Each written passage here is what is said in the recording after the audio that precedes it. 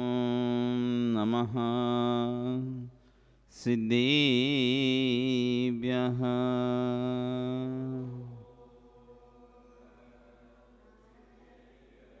ॐ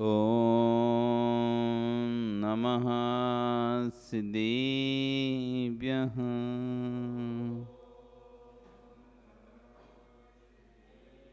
ॐ नमः सिद्धेभ्यः।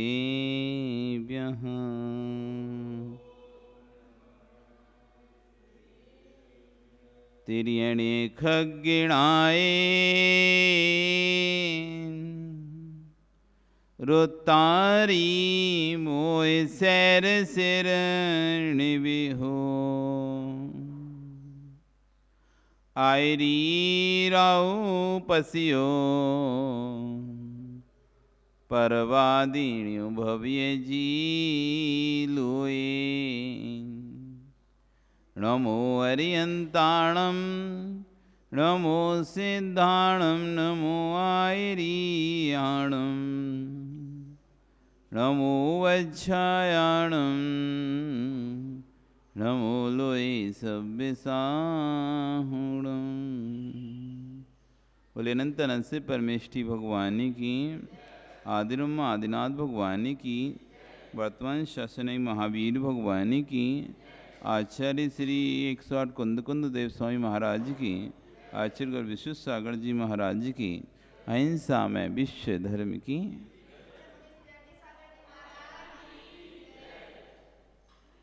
भवबंधु, वर्तमान शासन न्यायिक वर्धमान स्वामी के शासन में हम सभी विराजते हैं। पारस प्रभु की चरण निश्रा में बैठकर जिन देशना का श्रवण कर रहे हैं। कल यहाँ पर आचार्य हुआ ने एक उदाहरण के माध्यम से समझा रहे थे कि जैसे वो बालक गरीब नहीं था, जैसे वो बालक जिसके पिता की मृत्यु हो गई है पर पिता संपत्ति को बताकर नहीं गए कि कहाँ पर संपत्ति रखी है, वह बालक पिता की मृत्यु के बाद गरीबी का जीवन जीता है। लेकिन जब वह बालक समझदार हो जाता है, बड़ा हो जाता है, उस पिता का मित्र उसको बताता है तू तो अमीर है, तू कहाँ है गरीबी का जीवन जी रहा है, तू तो करोड़पति है। वो समझता है कि मजाक कर रहे मुझसे। तो कहता है मजाक मत करो, मैं कहाँ अमीर हूं। तब व्यक्ति उसको उसके घर में लेके जाता है, दीवार तोड़वाता है, हीरे जवाहरात उस दीवार से निकलने लगते हैं। जब हीरे जवाहरात निकलते हैं तब उसको विश्वास होता है हाँ मैं अमीर हूं। ऐसे ये जीव अनादिकाल से भोगों का दास बना हुआ है, भिखारी बना हुआ है, भोगों की चाय में इधर उधर भटक रहा है। जैसे भिखारी भीख की, पैसे की चाय भीख इधर उधर भटकता रहता है, लोगों से मांगता फिरता है। ऐसे ही ये अपनी सत्ता को, प्रभुता को ना पहचानता हुआ हर किसी के दरवाजे पर भटक रहा है, चार गतियों की योनियों में भटक रहा है। सदगुरु जब इसको मिलते हैं वो कहते हैं तुम क्यों भटक रहे हो, तुम खुद भगवान हो, तुम स्वयं सुनील भगवान हो। जब तुम स्वयं भगवान हो ऐसा कहते हैं, तुमको विश्वास नहीं हो रहा मैं और भगवान, कहां वो भगवान और कहां मैं कैसे भगवान हो सकता हूं। तुम विश्वास मानो, भगवान हो, हम मजाक नहीं कर रहे, तुमसे मजाक नहीं कर रहे, तुम वास्तव में भगवान हो, अपनी प्रभुता को पहचान नहीं पा रहे। जब सदगुरु तुमको उपदेश दिए और तुम्हारे मोह की दीवार को तोड़कर सम्यत के रतन तुमको दिखाए, तब तुमको पता चलेगा हाँ वास्तव में मैं भी भगवान हूं। जैसे ही सम्यक दृष्टि होता है कोई व्यक्ति, उसकी जिन संज्ञा प्रारंभ हो जाती है। जिन एक देश जिन संज्ञा हो जाती है। एक जिन, भगवान जिनको आप मानते हो, ये पूर्ण जिन, जिनने अपनी जिन सत्ता प्रकट कर ली है, ये जिन, जिन्हें हम जिनवर कहते हैं, जिन विश्व कहते हैं, और एक सम्यक दृष्टि जीव, एक देश जिन, जिनेंद्र के मार्ग पर आगे बढ़ चुका है। इसलिए एक देश जिन, सम्यक होते ही जिन संज्ञा मिल जाती उसे, जिन, वो जिन हो जाता है, भगवान संज्ञा उसे प्राप्त हो जाती, एक देश भगवान बन जाता है वो, क्योंकि उसने मिथ्यात्व का नाश कर दिया, मिथ्यात्व का उपशम कर दिया, मिथ्यात्व का क्षोभशम कर दिया है। इसलिए एक देश जिन प्रारंभ हो जाता। तेरे अंदर भगवान बैठा हुआ है, तेरे अंदर भगवान बैठा हुआ है। काष्ठ मध्य यथा अग्नि, लकड़ी के अंदर अग्नि है कि नहीं? जैसे काष्ठ मध्य यथा अग्नि, तिल मध्य यथा तिलम मध्य यथा तेलम, तिल के मध्य में जैसे तेल, काष्ठ के मध्य में जैसे अग्नि, ऐसी पाषाण के अंदर भगवान। ये जो मूर्ति निकली किसमें से निकली? पाषाण के अंदर से निकली है, पाषाण से तो निकली है। तो पाषाण में जैसे भगवान बनने की योग्यता है, तिल में तेल बनने की योग्यता है, अग्नि लकड़ी में अग्नि की योग्यता है, ऐसी हमारे अंदर ध्येय मध्यसु, ये ध्येय के मध्य में भगवान बनने की योग्यता है। जो आत्मा विराजी है उसके अंदर भगवान बनने की योग्यता है। यदि भव्य है तो भव्य नियम से वो व्यक्ति पुरुषार्थ करेगा, भगवान बन सकता है। मोह की दीवार तोड़ना पड़ेगा। जब तक ये मोह की दर्शन मोह, चारित्र मोह, दो प्रकार का मोह होता है। मोह मतलब जो मोहित करे, मोह मतलब जो मदमस्त कर दे, जो अपने स्वरूप को पहचानने ना दे, उसका नाम है मोह। जैसे शराब पीकर आदमी मोहित हो जाता है, अब उसे समझ में नहीं आता अपना घर कौन सा है, दूसरे का घर कौन सा है। कभी अपने घर में चला जाता है, कभी दूसरे घर में घुस जाता है, मोहित हो गया। उसे हे उपादेय का विवेक नहीं है। शराब पीने के बाद नाली में भी गिर रहा है तो उसे फर्क नहीं पड़ रहा है, रोड पर भी गिर रहा है तो उसे फर्क नहीं पड़ रहा है। भूल गया मेरा वास्तविक स्वरूप क्या है। ऐसे जो जीव मोह से मोहित है, दर्शन मोहित से जो मोहित है, उसे सच्चे देव शास्त्र गुरु का स्वरूप नहीं समझ में आता।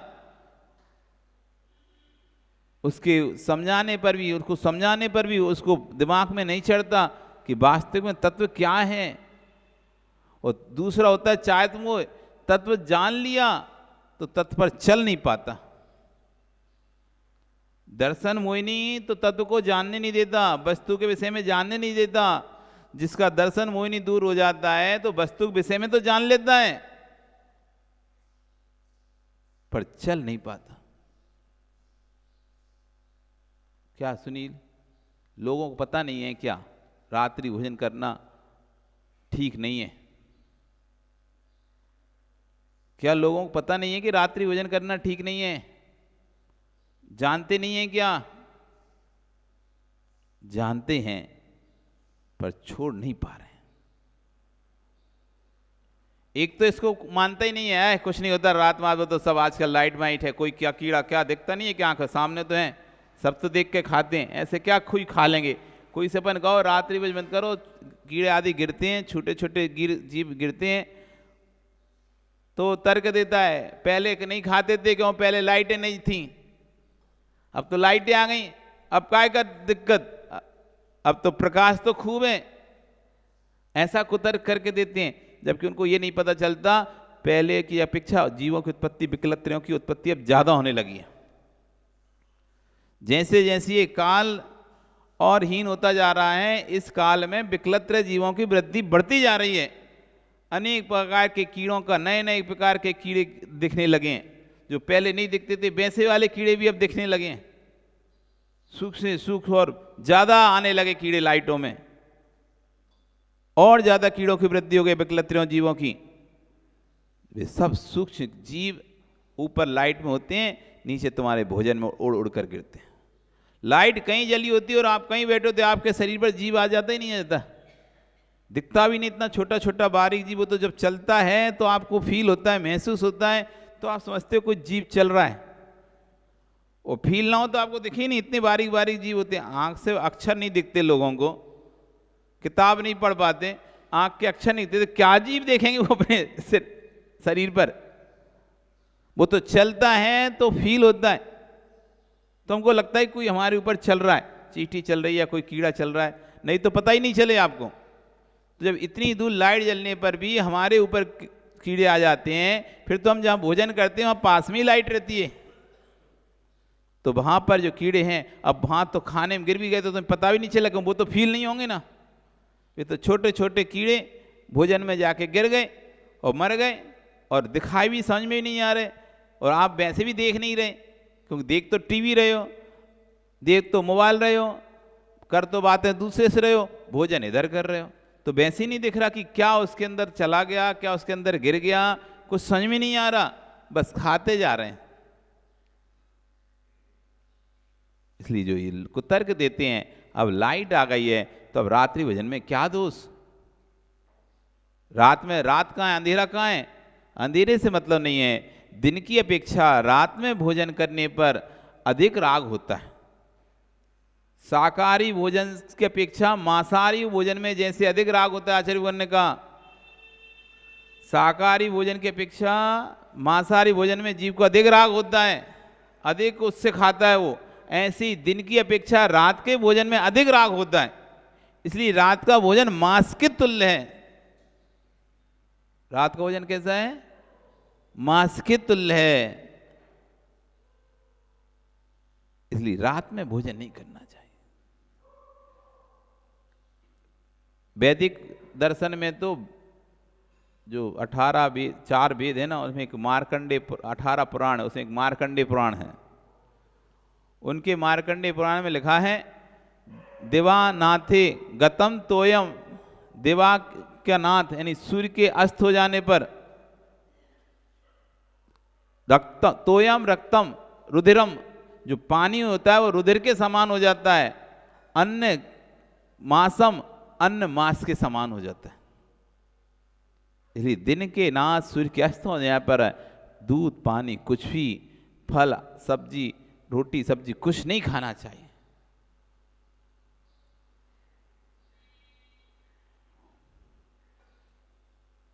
अब रात्रि भोजन चाहे लाइट जलाओ चाहे कुछ करो, उससे आपको कोई जीव नहीं बच रहे। तो ये सब जानते हैं, जानने के बाद भी शास्त्रों की नहीं मानो तो वैज्ञानिक समझाते हैं, डॉक्टर समझाते हैं रात में मत खाओ। कोई भी डॉक्टर ऐसी सलाह नहीं देता कि रात में खाओ, भले खुद भी खाता हो रात में, तब भी प्रदीप पूछने जाओगे उससे तो वो यही कहेगा भैया रात में मत खाओ, क्योंकि रात में खाकर तुरंत सो जाता है व्यक्ति 1-2 घंटे बाद ही, तो खाना भोजन पच नहीं पाता और अनेक बीमारियों को उत्पन्न कर देता है। भोजन करने के 6 घंटे तक भोजन को पचाने के लिए समय देना चाहिए। हमारा धर्म बहुत साइंटिफिक धर्म है, इसलिए भैया सुबह खा लो 11 बजे, 6 घंटे बाद 5 बजे फिर खा लो। इधर भी 6 घंटे मिल गए आराम से, भोजन करने के बाद 6 घंटे मिले, वर्किंग हुआ, काम किया तो भोजन पच गया। शाम को खा लो 6 बजे 5 बजे, तो भैया 9-10 बजे तक आराम से 6 घंटे फिर हो गए, फिर सो जाओ। इधर भी भोजन पच गया, इधर भी भोजन पच गया। स्वस्थ रहा व्यक्ति, जो दिन में भोजन करता है वो स्वस्थ रहता है रात्रि भोजन करने वाले की अपेक्षा। रात्रि भोजन करने वाले को कभी भी बहुत सारी बीमारी हो जाती है। तो अब जान रहा है, समझ रहा है, लेकिन चल नहीं पा रहा, व्याख्यान भी कर रहा है, बोल भी रहा है, लेकिन चल नहीं पा रहा। ये चारित्र मोहिनी कर्म है। दर्शन मोहिनी तो जानने नहीं देता, समझने नहीं देता उस बात को। जब जानने समझने नहीं देता तो चलने की बात तो बहुत दूर की है, चल ही नहीं सकता। जब जानते नहीं तो चलेगा क्या? जो मान ही नहीं रहा कि रात्रि भोजन करना खराब है, जो ये बात ही नहीं मान रहा, तो छोड़ने की बात तो बहुत दूर की बात है। लेकिन ये व्यक्ति मान तो रहा है लेकिन छोड़ नहीं पा रहा। मान तो रहा है, छोड़ नहीं पा रहा। ये चारित्र मोहिनी, ये मोही की दीवाल है। दर्शन मोहिनी, चारित्र मोहिनी, ये दोनों दीवाल जब टूटती हैं तब जाकर कोई व्यक्ति चारित्र को धारण कर पाता। ये तो चारित्र धारण नहीं कर पाता, और चारित्र धारण कर भी ले तो चारित्र सम्यक चारित्र की संज्ञा को प्राप्त नहीं होता। दर्शन मोहिनी की छूटा नहीं, और किसी ने चारित्र भी धारण कर लिया है तो चारित्र संज्ञा सम्यक चारित्र संज्ञा को प्राप्त नहीं होगा। मिथ्यात्व के साथ कोई ने भेष भी धारण बना लिया है तो भेष सम्यक चारित्र को प्राप्त नहीं होता। ये मोह की दीवाल, तेरे अंदर बैठा हुआ है भगवान। अहो सम्यक की महिमा तो देखो, एक क्षण पहले मिथ्या दृष्टि कहला रहा था और सम्यक प्रकट होती जिन संज्ञा को प्राप्त हो गया। एक क्षण पहले मिथ्या दृष्टि था और जैसे ही सम्यक प्राप्त हुआ तो जिन भगवान संज्ञा को प्राप्त हो गया वो जीव। मात्र सम्यक दर्शन होने से भगवान संज्ञा मिल जाती है उसे। एक देश जिन, जिन वर, जिन वृषभ, विद्वानों को वैभव बताना चाहिए। हमारे विद्यार्थियों को, हमारी समाज के लोगों को, आचार्य कह रहे हैं विद्वानों को, मुनियों को, आचार्यों को, इनको वैभव बताना चाहिए इनको कि तुम स्वयं भगवान हो। ये क्या कर रहे हो? जैसे कि वो दो मुनिराज संजयंत वैजयंत मुनिराजों ने उस सिंह को, महावीर स्वामी की जब सिंह की पर्याय में थे तो उनके कहा तुम ये क्या कर रहे हो बनराज? तुम क्यों इन निर्दोष प्राणियों को, इन निर्बल प्राणियों को मार रहे हो? तुम तो भगवान हो, तुम तो भगवान हो। जब उनके मुख से सुना उसने, सिंह ने, मैं तो भगवान हूं, आंखों से आंसू टपक गए। जिस दिन आपको अपनी सत्ता का बोध हो जाएगा, मैं तो भगवान हूं, मैं ऐसे कैसे कर सकता हूं, फिर आपके कदम पापों की ओर नहीं बढ़ेंगे, आपके हाथ पापों की ओर नहीं बढ़ेंगे। जिस दिन तुम्हें महसूस हो जाएगा मैं तो भगवान हूं।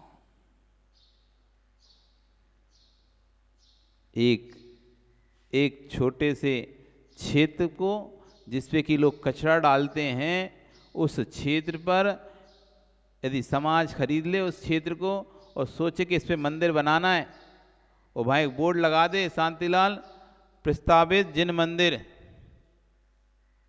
ओ शांतिलाल जी सुन तो रहे ना, उधर क्यों इतनी दूर बैठ गए? पास में बैठा करो। यहाँ पे प्रस्तावित जिन मंदिर, उस जिस स्थान पर कचरा डाला जाता था उस स्थान पर लिख दिया गया है प्रस्तावित जिन मंदिर। यहाँ इस स्थान पर जिन मंदिर बनाया जाएगा। तो सुनील, अब वहां पर तुम कचरा डालने जाओगे क्या? एक स्थान, जिस स्थान पर कचरा फेंका जाता है, सुअर घूम रहे थे, उस स्थान को आपने खरीद लिया कि इस स्थान को जिन मंदिर के लिए निर्माण किया जाएगा। स्थान क्या था नवीन? जिस स्थान पर जिन मंदिर बना हुआ वो स्थान क्या था? सुअर घूमते थे ना, कचरा फेंका जाता था ना, गायें रहती थी।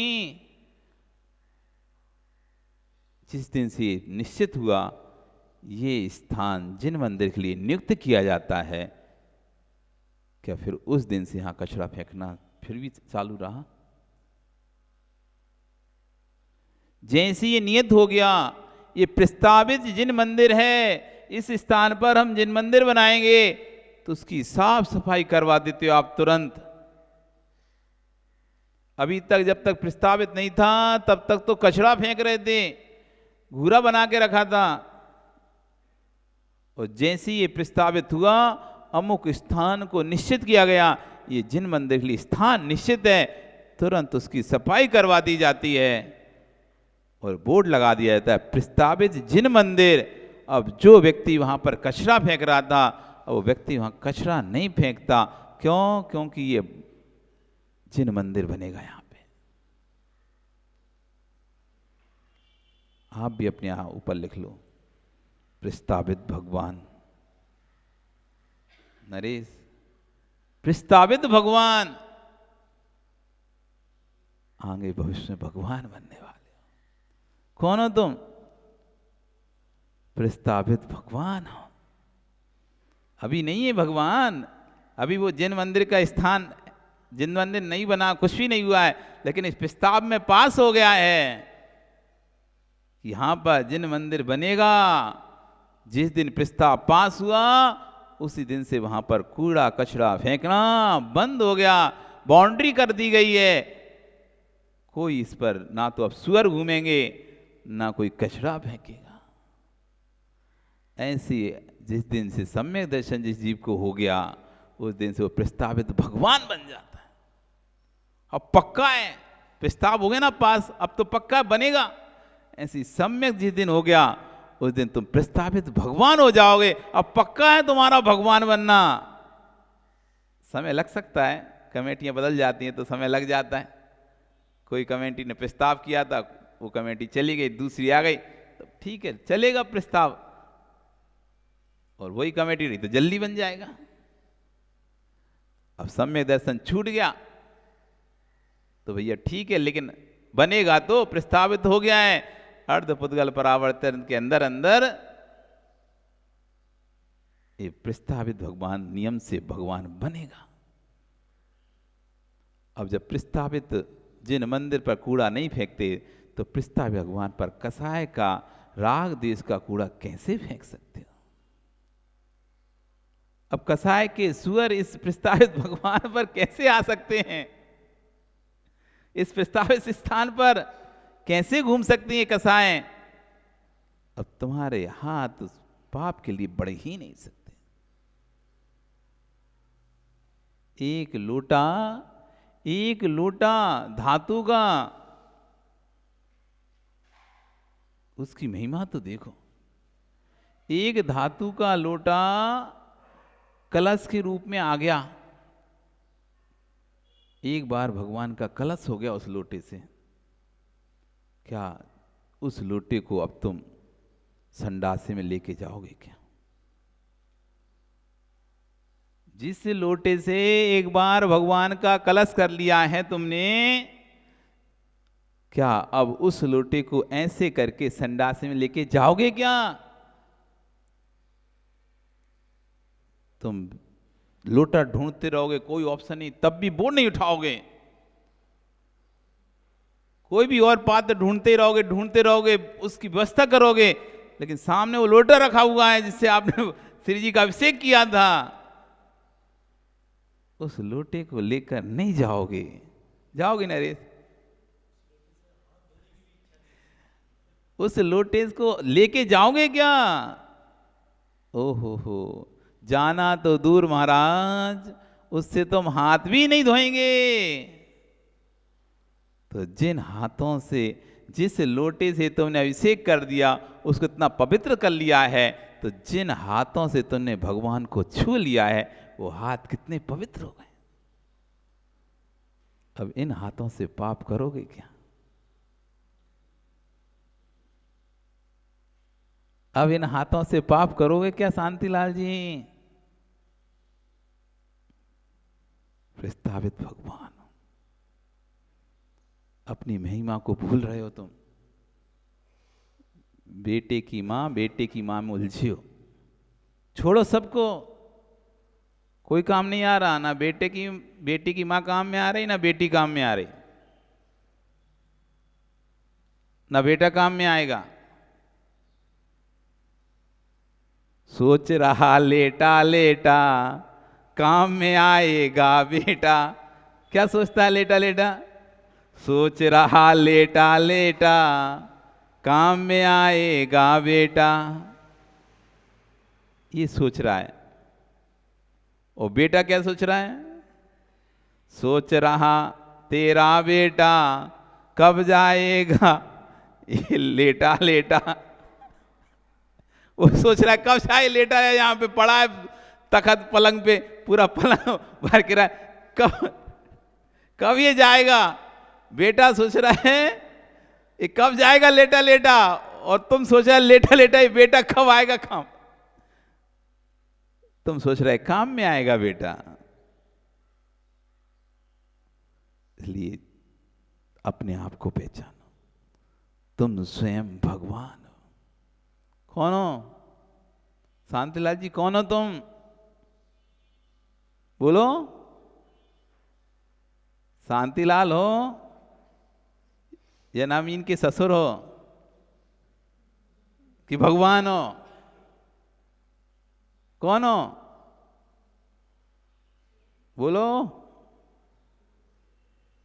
बोले ही नहीं रहे वो सोच रहे हैं बोले तो फंस जाएंगे, अभी बोले ही मत यही है समझदार लोगों का काम, बोलते ही नहीं बोले तो फंसे, बोले तो फंसे। क्यों शांतिलाल जी हैं? दो शांतिलाल, दो ही उम्र के हैं, दो ही चलने लायक हैं, दोनों जा सकते हैं, दोनों कल्याण कर सकते हैं अपना। तुम कौन हो? भगवान हो? क्या युग के दादा हो? क्या राजू के पापा हो? कौन हो? हा, कोशिश करने से भगवान। कौन करेगा कोशिश? कौन करेगा? पोता के बेटा? तुम्हें निकालने की कोशिश कौन करेगा? पोता के बेटा? कौन निकालेगा तुम्हें? कौन के निकलने पर तुम निकलोगे? पोता के निकालने पर निकलोगे कि बेटा के निकालने पर निकलोगे? कौन निकालेगा? कि खुद के निकलने पे निकलोगे?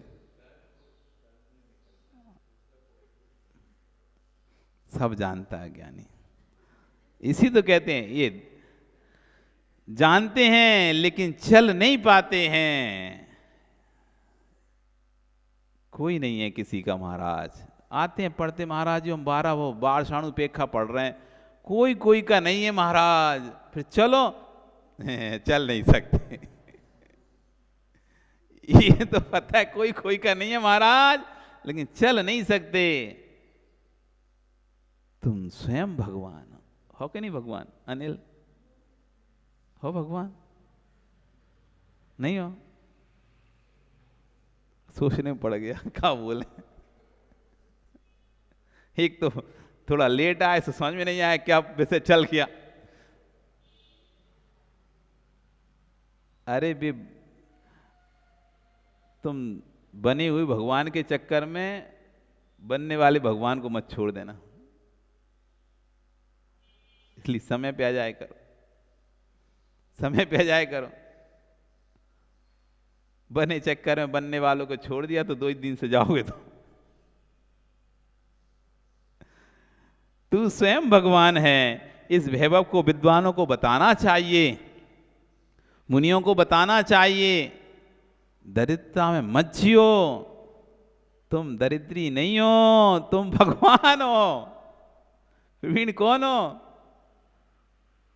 भगवान हो तुम, भगवान। अपनी सत्ता को पहचानो, मैं स्वयं भगवान हूं।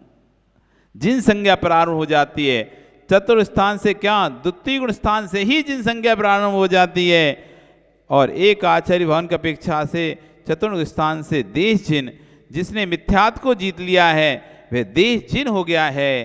हे जैनियों, तुम गरीब नहीं हो, वह जिन अनुभूति जिनत्व की दृष्टि से जो जिनेन्द्र सिद्ध भगवंतों में है, वही चेतन दृष्टि तेरी भगवान आत्मा में है।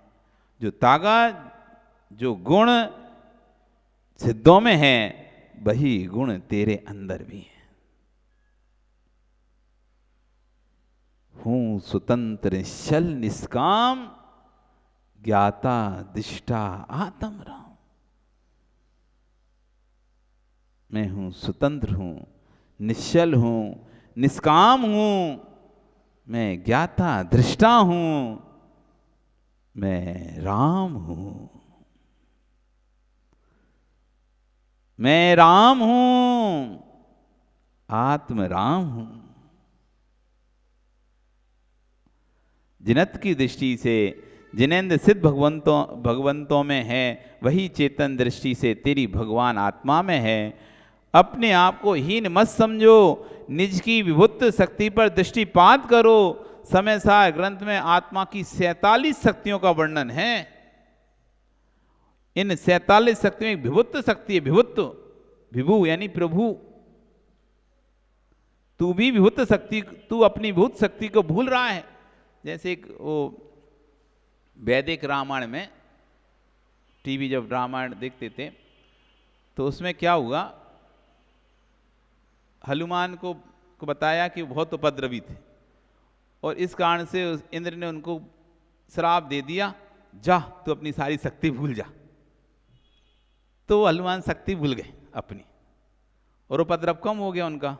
अब उपद्रव कम हो गया जब राम की सीता का हरण हुआ, उसके बाद लंका, अब पता चला कि सीता कहाँ है, तो रावण के यहाँ पर है सीता, और रावण कहाँ है, लंका में, और लंका क्या है, समुद्र के पार। अब समुद्र के पार जाना तो सामान्य किसी की बस की बात ही नहीं है, कि समुद्र तो बहुत बड़ा होता है, तो समुद्र को कैसे पार करें। तब सबने कहा कि समुद्र को पार करने की ताकत तो सिर्फ एक ही व्यक्ति में है, उसका नाम है हनुमान। तो हनुमान से कहा कि तुम जाओ पार करके आओ। तो हनुमान कहते हैं मैं यहां से वहां नहीं कूद पा रहा, तुम कह रहे पार करके आओ, मुझ में क्या ताकत है, मुझ में कोई ताकत ही नहीं है, शक्ति नहीं है।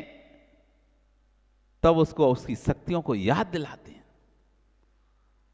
उनकी शक्ति का बोध कराते हैं। जब उसे अपनी शक्ति का बोध होता है तब वो लंका पहुंच जाता है, समुद्र पार कर कर लंका में पहुंच जाता है। जब उसको अपनी शक्ति बोध, वापिस उसकी शक्ति उसके अंदर आ जाती हैं और वह समुद्र पार करके लंका पहुंच जाता है। ऐसी तुम्हें अभी शक्ति का बोध नहीं है, अपनी विभुत शक्ति का। जिस दिन तुम्हें अपनी विभुत शक्ति का बोध हो जाएगा कि मैं भी भगवान हूं, उस दिन तुम भी सिद्धालय पहुंच जाओगे सीधे यहां से, निगोदिया बन के नहीं, सिद्ध बन के। निगोदिया बन के नहीं, क्योंकि सिद्धालय दो लोग जाते हैं, एक निगोदिया और एक सिद्ध। क्योंकि निगोदिया लेक पूरे लोक में भरे हुए हैं खचाखच, कोई भी क्षेत्र ऐसा नहीं जहां नहीं भरे हो। सिद्धालय जहां सिद्ध रहते हैं वहां भी निगोदिया रहते हैं, लेकिन वो निगोदिया सिद्ध का अनुभव नहीं करते, वो निगोदिया संसार का ही अनुभव करते हैं। वहां भी जो कर्मों का नाश करके तनुवाद वाले में स्थित हो जाता है, ऐसा व्यक्ति ही सिद्ध अवस्था का अनुभव करता है। निगोदिया बन के जीव वहां पहुंचता है, वो अनुभव नहीं करता।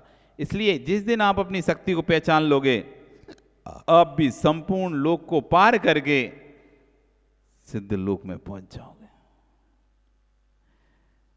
मैं जिन हूं, छठवें गुणस्थान अथवा 5वें गुणस्थान तक देश जिन, 6वें गुणस्थान से 12वें गुणस्थान के पहले तक जिन, 12वें गुणस्थान से जिन वर, और 13वें गुणस्थान से जिन वृषभ। 4वें गुणस्थान में, 5वें गुणस्थान में एक देश जिन, 6वें से लेके 12वें गुणस्थान के पहले तक, यानी 10वें गुणस्थान तक जिन,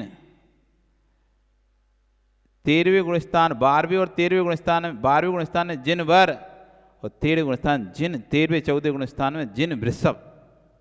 इस जीव को संज्ञा, आत्मा को संज्ञा प्राप्त होती। जिन यानी भगवान, भगवानों में श्रेष्ठ कहलाते हैं जिन वृषभ। जिन वर, जिनों में श्रेष्ठ, जिन वर, जिन भगवान, और एक देश जिन, एक देश भगवान। दूसरी दृष्टि से 6वें गुणस्थान तक एक देश जिन, 7वें से 12वें तक जिन, 13वें में जिन वर, 14वें में तीर्थंकर भगवान जिन वृषभ। जो जिन वरों में सर्वश्रेष्ठ हैं वे जिन वृषभ, जिसको श्वास प्राण काल में वीतराग सर्वक प्रभु के प्रति श्रद्धा हो गई हो। कह रहे हैं जिसको श्वास काल प्रमाण भी एक श्वास प्रमाण भी वीतराग सर्वभूत वृत्ति सिद्धा हो गई है, वह जिन बन गया है। भवन की नींव रखते ही शांति मिलती है कि नहीं, कि चलो अब मंजिल खड़ी हो जाएगी। आचार्य कहते हैं जैसे आप मकान बनाने के लिए जैसी नींव रखते हो, पहली नींव रखते हो, अब शांति मिलती। बहुत दिनों सोचा थे मकान बनाएंगे मकान बनाएंगे मकान बनाएंगे, चलो अब वो मौका आ गया है, अब नींव डल गई है, अब तो भैया मकान खड़ा हो जाएगा। क्योंकि नींव डालते समय ही आप सोच लेते हो मुझे 4 मंजिल का मकान बनाना है, 6 मंजिल का मकान बनाना है, 8 मंजिल का मकान। वैसी तो नींव डालते हो ना, 2 मंजिल का मकान बनाना है तो साफ से नींव डालते हो। भैया 2 मंजिल का सोच के रखें, 3 मंजिल तक 4 मंजिल तक चला जाए, ऐसी नींव डाल दो। वो पूछता है सामने वाला इंजीनियर आपको कितनी मंजिल मकान चाहिए, उस हिसाब से हम नींव डालेंगे। जितनी मंजिल मकान चाहिए होता है उस हिसाब से नींव डलती नहीं डलती। ऐसा तो नहीं है कैसी भी डाल दो 6 मंजिल खड़ा कर दो, उस हिसाब से मजबूती लेकर आते नीचे से। और जिस दिन नींव डल जाती है उस दिन पक्का हो जाता है चलो अब 4 मंजिल मकान अपना बन जाएगा। जैसे ही नींव रखते हैं शांति मिलती है, चलो अब मंजिल तो खड़ी हो जाएगी। जिसने सम्यक प्राप्त कर लिया है, मिथ्यात्व की भूमि को छोड़ दिया है, विश्वास रखना उसकी मुट्ठी में मोक्ष आ चुका है। मोक्ष उसकी मुट्ठी में आ चुका है। अब जैसे धन इकट्ठा हो जाए, सामान खरीदते जाना और मंजिल खड़ी करते जाना। जैसे धन इकट्ठा हो जाता है, आप जैसे जैसे धन इकट्ठा होता है सामान खरीदते जाते हो, मंजिल पे मंजिल खड़ी करते चले जाते हो, धीरे धीरे लाते जाते हो, खड़ी करते जाते हो। वैसे ही सम्यक हो गया। जैसे शक्ति मिलती जाए देश वृत्ति धारण करो, महाव्रत धारण करो, महाव्रत धारण करने के बाद फिर पंडित मरण करो। पंडित मरण का फल पंडित मरण हो जाएगा।